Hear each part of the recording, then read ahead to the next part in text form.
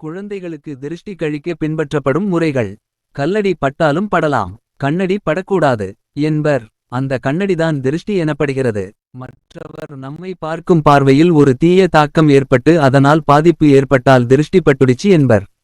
கண்ணேறு என்பது திருஷ்டியின் தூய தமிழ் பெயர். பிறரோட பார்வை மட்டும் அல்ல, நம்மோட பார்வையே கூட சில சமயம் பாதிப்புகளை ஏற்படுத்தலாம். குழந்தைகளுக்கு திருஷ்டி. பிறக்கும் குழந்தை எல்லாம் அழகுதான். அழகோ அழகுன்னு எல்லாரும் கொஞ்சரப்போ ஏற்படுற திருஷ்டிக்கு பரிகாரம் தான் கருப்பு திருஷ்டி பொட்டு. எளிமையான இது எல்லோராலும் செய்யக்கூடிய ஒன்று.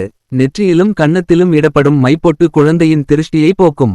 சாப்பிடாம அடம் பிடிக்கிறதுக்கு கண்திருஷ்டி கூட காரணமாயிருக்கும்னு சொல்லுவாங்க. ஒரு கைப்பிடி உப்பை எடுத்து கையை நல்லா மூடிக்கிட்டு தாய் மடியில குழந்தையை இருத்தி இடமிருந்து வலமா 3 தடவையும் வலமிருந்து இடமா 3 தடவையும் சுத்தி அப்படியே குழந்தையின் அம்மாவுக்கும் சுத்தி அந்த உப்பை தண்ணியில போட்டுவாங்க. தண்ணியில உப்பு கரையறா மாதிரி திருஷ்டி எல்லாம் கரைஞ்சி குழந்தை சாப்பிட ஆரம்பிக்கும்.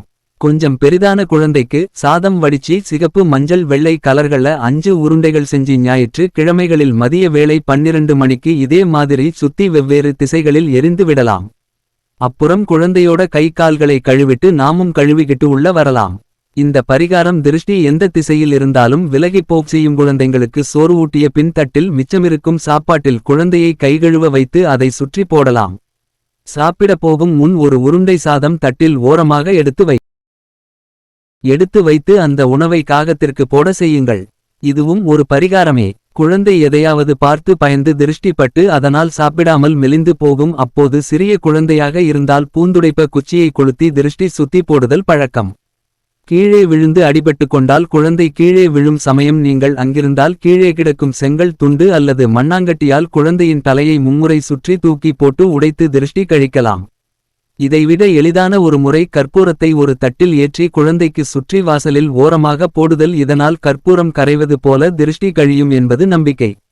இன்னும் சில வீடுகளில் கடுகுமிளகாய், உப்பு, சிறிது தெருமண், தலைமுடி இவற்றினை கையில் எடுத்து கொண்டு குழந்தையை உட்கார வைத்து ஊறுகண்ணு, உறவு கண்ணு, நாய் கண்ணு, நரி கண்ணு, நோய்கண்ணு, நொல்ல கண்ணு, கண்ட கண்ணு, கள்ளக்கண்ணு, அந்த கண்ணு, இந்த கண்ணு எல்லாம் கண்ணும் கண்டபடி தொலையட்டும், கடுகு போல வெடிக்கட்டும் என்று இடமிருந்து வலமாகவும் வலமிருந்து இடமாகவும் சுற்றி அடுப்பில் போடுவார்கள்.